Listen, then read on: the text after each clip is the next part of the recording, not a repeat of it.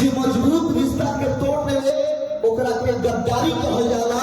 जे बिना स्वार्थ के प्यार देवे ओकरा के मतारी कहल जाला। जे मजबूत रिश्ता के तोड़ देवे ओकरा के गद्दारी कहल जाला। जे बिना स्वार्थ के प्यार देवे ओकरा के मतारी कहल जाला। अब बात फिल्म के होखे चाहे गाना के, जे भोजपुरी में इतिहास रचले बा ओकरे के भैया के सारी कहल जाला।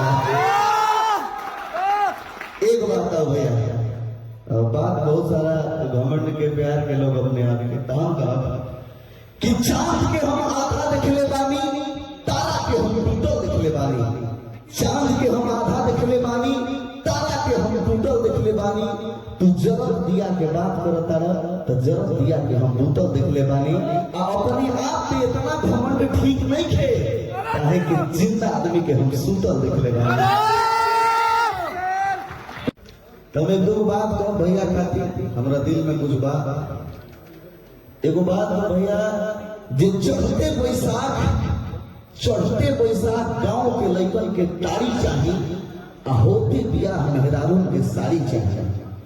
चढ़ते बैसाख गांव के लइकन के तारी चाहिए आ होते बियाह मेहरारून के साड़ी चाहिए। अब बात जब गीत संगीत भोजपुरी के आई तब केहू कितनो छमका लेवे, लेकिन वो जब ट्रेंडिंग स्टार खेसारी चाहिए।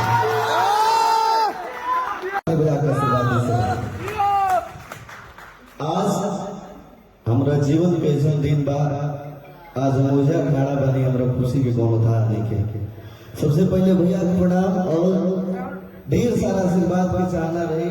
और आज पंकज बिहारी भैया के माध्यम से भेजा तक बानी और बड़ भैया अखिलेश भैया चर्चित गीतकार जेकर आशीर्वाद हमेशा मिले रहे। बहुत धन्यवाद और भैया से ढेर सारा आशीर्वाद पाऊंगा। Thank you. आप राइटर भी है महाराज, बहुत अच्छा बहुत बहुत धन्यवाद बाबा।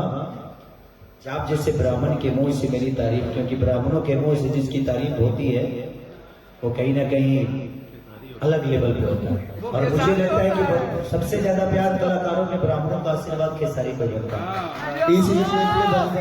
बहुत बहुत धन्यवाद भैया जी। थैंक यू बाबा, प्रणाम बाबा। एक जोरदार ताली बजाइए, बहुत प्यारे इंसान।